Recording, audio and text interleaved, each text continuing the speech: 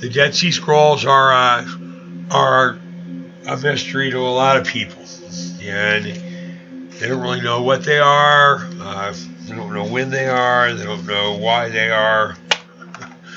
All the things that I bitch about.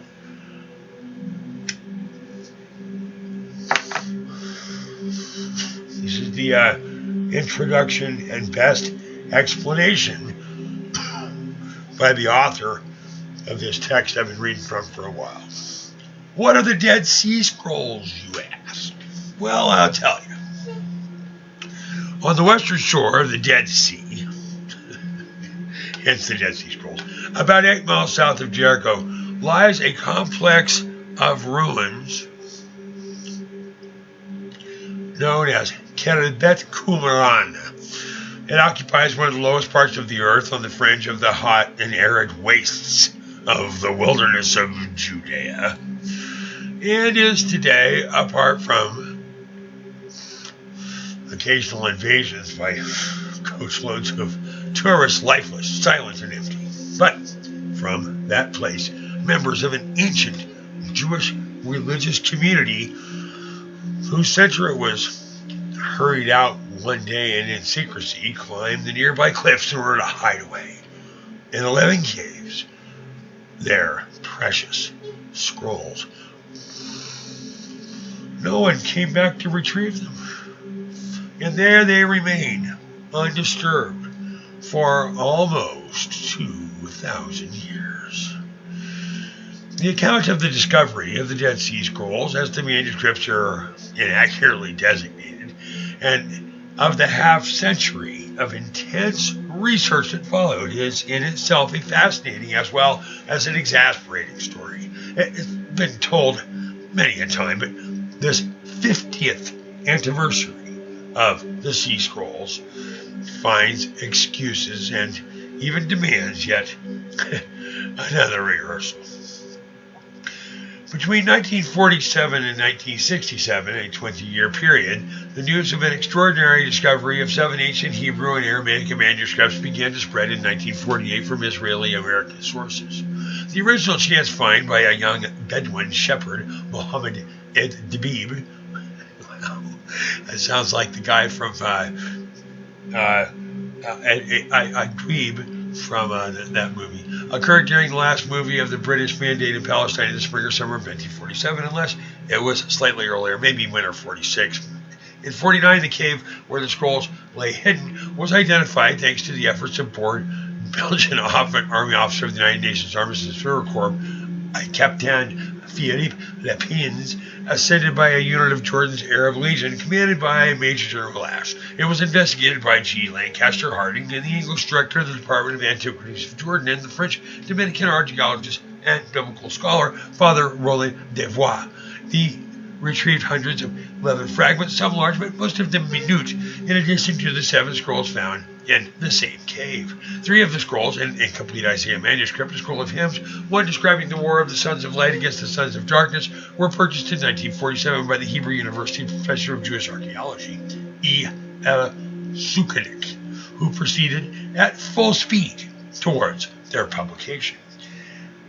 The other 4 were entrusted to the study and eventual publication of their owner, the Arab metropolitan Archbishop Mar Athwanius, head of the Syrian Orthodox Ministry of St. Mark in Jerusalem. The resident staff of the American School for the Oriental Research in Jerusalem, Miller Burroughs, W.H. Brownlee, and J.C. Trevor, these 3 took charge of a complete Isaiah manuscript in the commentary and Habakkuk in the Manual of Discipline, later renamed the Community Rule. Finally, after the splitting of British mandatory Palestine into Israel and Jordan at the École biblique et archéologique français in Jordanian and the Jordanian Jerusalem, 2 young researchers, the Frenchman Dominique Bartholomé and Paul Joseph Tadoues Milk, were commissioned by Devois and Harding in late 1951 to edit the fragments collected in Cave 1. Between 1951 and 1956, 10 further caves were discovered, most of them by Bedouin in the first instance, to yielded substantial quantities of material. Thousands and thousands of fragments were found in Cave 4. Several scrolls, including the longest, the Temple Scroll, were retrieved from Cave 2. The previously neglected ruins of a settlement in the proximity of the caves were also excavated by Harding and Devois, and the view soon prevailed that the caves and the Qumran sites were interconnected. Consequently, the study of the script and the content of the manuscript should be accompanied by archaeological research. Progress was surprisingly quick, despite the fact that those halcyon days, apart from the small Nash papyrus containing the Ten Commandments found in Egypt and now Cambridge University Library, no Hebrew documents dating to late antiquity were extant to provide terms of comparison. In 48-49, Sukenik published in Hebrew 2 preliminary surveys entitled Hidden Scrolls from the Judean Desert, and concluded that the religious community involved was aesthetic sect of the Essenes. Well known in the 1st century, prior to Christ, the writings of Philo, Josephus, and Pliny the Elder, a thesis worked out in great detail from 1951 onwards by André Dupont-Somnet in Paris. The first Qumran scrolls to reach the publication in archaeological settings in which they were discovered echoed 3 striking Essene characteristics. The community rule, a basic code of sectarian existence. It also reflects the Essenian community ownership and celibate life. While the geographical location of Qumran tallies with Pliny's Essene settlement of the northern western shore of the Dead Sea, south of Jericho. The principal novelty provided by the manuscripts consists of cryptic allusions to the historical origins of the community, launched by a priest called the Teacher of Righteousness, who was persecuted by a Jewish ruler designated as the wicked priest. Fake news. The teacher and his followers were compelled to withdraw into the desert, where they awaited the impending manifestation of God's triumph over evil and darkness in the end of the days, which had already begun. An almost unanimous agreement soon emerged, dating discovery on the basis of paleography and archaeology to the last centuries of the Second Temple. For example, 2nd century before Christ to 1st century after Christ. For a short while there was a controversy between Devois, who decreed that the pottery and all the finds belonged to the Hellenistic era, pre-Christ 63, and Dupont-Sommet, who argued for an early Roman, which is post-63 Christ's birth. That's a generation after Christ was crucified. But the finding of further caves and the excavation of the ruins of Qumran brought about on 4 April 52 Devois' dramatic retraction before the French Académie d'Excavation et Belles-Lettres, his revised archaeological synthesis, presented in 59 in the Schweiss Lectures of the British Academy. While admittedly incomplete, is still the best comprehensive statement available today. A third point of early consequence concerns the chronology of the events alluded to the Qumran writings, especially the biblical commentaries published in the 50s and the Damascus document. The so-called Maccabean theory, placing the conflict between the teacher of righteousness and the politico-religious Jewish leadership of the day in the time of the Maccabean high priest or high priests, Jonathan and Simon, was first formulated in my 52 doctoral dissertation, published in 53, and was soon adopted by the variations in detail by leading specialists of J.T. Millick, F.M. Cross, and R. Devois. As long as the editorial task consisted of only publishing the 7 scrolls of Cave 1, work was advancing remarkably fast. Merlau, Burroughs, and his colleagues published the 3 manuscripts in 50 and 51. Sukenik's 3 texts separated on posthumous volume in 1944-55 in the interest of speed. Those editors generously abstained from translating and interpreting the text. They were content with releasing the photographs and the transcriptions. Best preserved sections of the Aramaic Genesis, Apocryphon, followed closely in 56. Even the fragments from Cave 1, handled with alacrity and loving care by Bartolome and Millick, appeared in 55. The secrecy rule of later years restricting access to unpublished text to a small team of editors appointed by Devois had not yet been applied. On my first visit to Jerusalem in 52, I was allowed to examine the fragments of the Rule of the Congregation, the Cave 1, Section A, as may be seen by the inclusion of the final edition of a reading suggested by me to the editors. The scroll fragments, partly found by the archaeologists, but mostly purchased by the Arabs, who 9 times out of 10 outwitted their professional rivals, were clean, sorted, displayed in this so-called scrollery in the Rockefeller Museum, later renamed the Palestine Archaeological Museum to become, after 67, once more the Rockefeller Museum. If the massive material disgorged by Cave 4 had not yet upset the original arrangements, the scandalous delays in publishing in later years need never have happened. To deal with Cave 4, Father Devois improvised in 53 and 54 a team of 7 on the whole young, untried scholars. Bartolome opted out. And the brilliant but unpredictable Abbé J. Milik, who later in the Roman Catholic priesthood became the pillar of the new group, he was joined by French Abbé Jean Starkey and 2 American most senior patriarchs, Gahan and Francis Moore Cross. John Marco Allegro and John Strugnell were recruited from Britain, and from Germany, Klaus Hono Hunzinger, who soon resigned and was replaced later by Maurice Boré. So it should have been evident to anyone with a modicum of good sense that in a group of 7 editors, of whom only 2, Starkey and Scahan, had already established a scholarly reputation, was insufficient to perform such an enormous task on any level, let alone to produce the kind of, quote, last word edition Devois appears to have contemplated.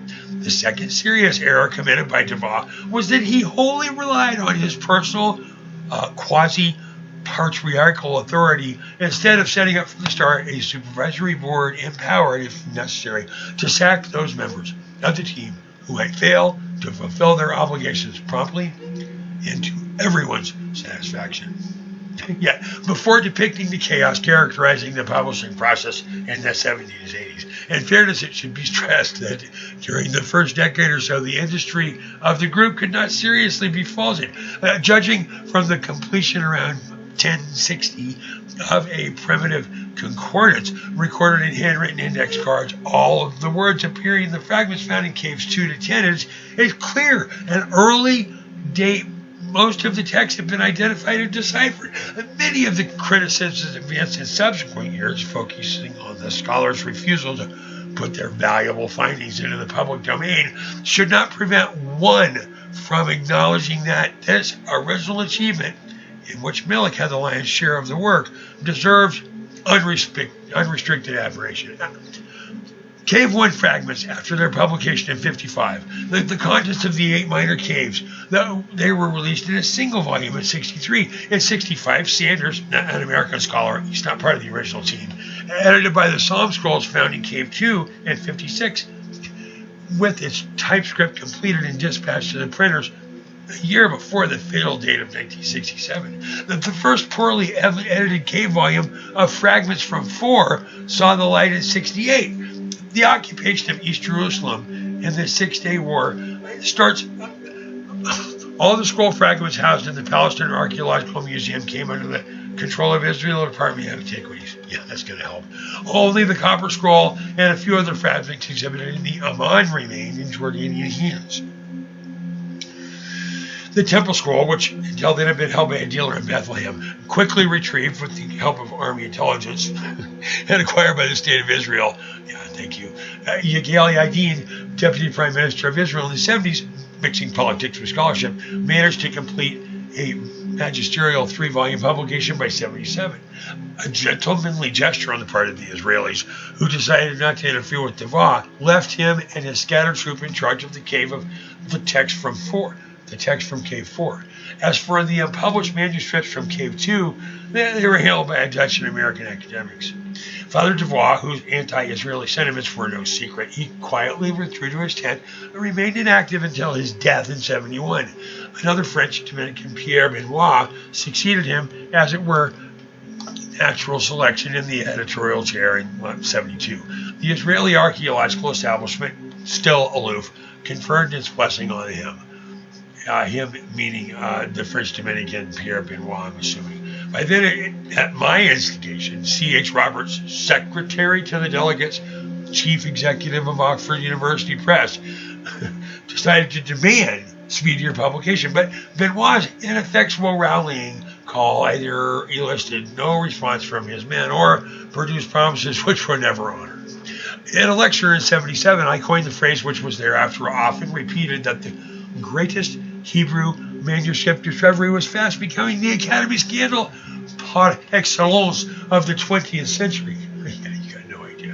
One may ask how and why, after such an apparently propitious beginning, a group of scholars, most of whom were gifted, had turned an editorial work on the scrolls into such a lamentable story. In my opinion, the academic scandal of the century resulted from a concatenation of causes. Lack of organization and unfortunate choice of collaborators can be blamed on Defoe. The majority of the team members who had other jobs to cope with, the overlong part-time efforts caused their original enthusiasm to fade and vanish. Melick, the most productive of them until the mid-70s, appears to have been disenchanted by the cool reception of his highly speculative thesis. Contained in his edition, the books of Enoch, Aramaic fragments of Qumran, published in 1976, mostly from K4. Academic imperialism was also a factor. It was easier to hold that the text belonged to us, not to you, than to admit that the procrastinating editors had undertaken more than they could deliver. Add to this the initial unwillingness of the Israelis to shoulder the responsibilities. This will be shown that their lack of foresight and repeated missteps before. Finally, in the late 80s, they began to take an active part in matters of editorial policy. Need I say more? The inevitable began to happen in 80. Patrick Skicken died, followed by Starkey 86, both without publishing their assignments. Eugene Ulrich and Emil Pusch became their heirs, while F.M. Cross and Strugnell distributed portions of their text to serve as a dissertation topics for doctoral students at Harvard. They're responsible for some good and occasionally excellent monographs. This unfortunate practice further delayed progress, as these writers like to keep their cards close to their chest until their PhDs are in the bag. 86, a year before his death, Pierre Benoit resigned as editor-in-chief of the depleted international team, elected as his successor the talented but tardy Strugnell, who in 33 years failed to produce a single volume of text.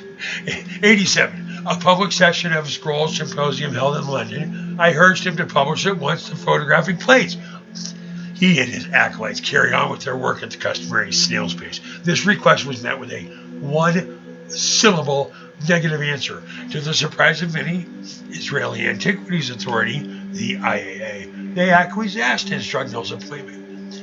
His grandiose schemes never bore fruit. At 90, after a compromising interview given by him to an Israeli newspaper in which he was reported to as having made disparaging comment remarks not only about Israelis but also about Jewish religion.